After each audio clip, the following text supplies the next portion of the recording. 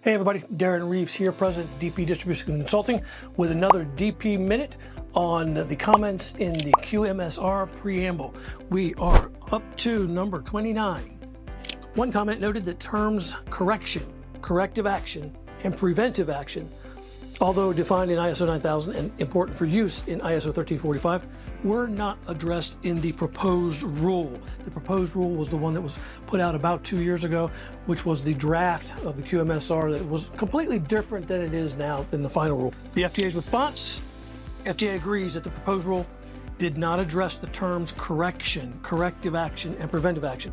This final rule that I've got in my hand here provides that the definitions set forth in ISO 9000 apply. So it will be the definitions that are in ISO 9000, not 9001, ISO 9000 where the definitions are, will be applicable now.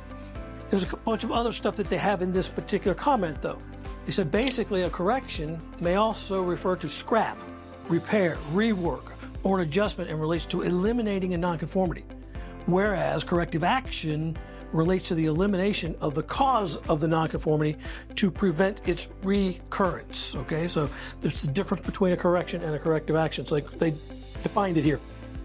And of course, manufacturers must verify and or validate corrective and preventive actions to ensure that those actions are effective. Another one that they put in here, which I thought was interesting, is they did add the term batch, and they kept a definition. And the definitions that the FDA is going to keep are going to be in section 820.3. So they have the term batch is going to be in there, or lot is going to be left into the QMSR. Also, they talk about being able to be keeping consistent with FDA's intent to align terminology more fully with the QMSR and ISO 1345. They've decided to finalize and process definitions for the terms process validation and design validation are going to go away.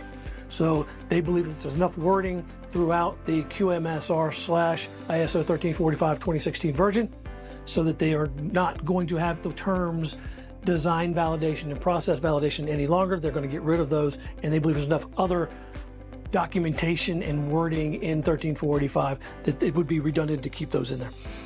Okay, so that's where we're at today. We're up to comment number 29, and we will talk to you later.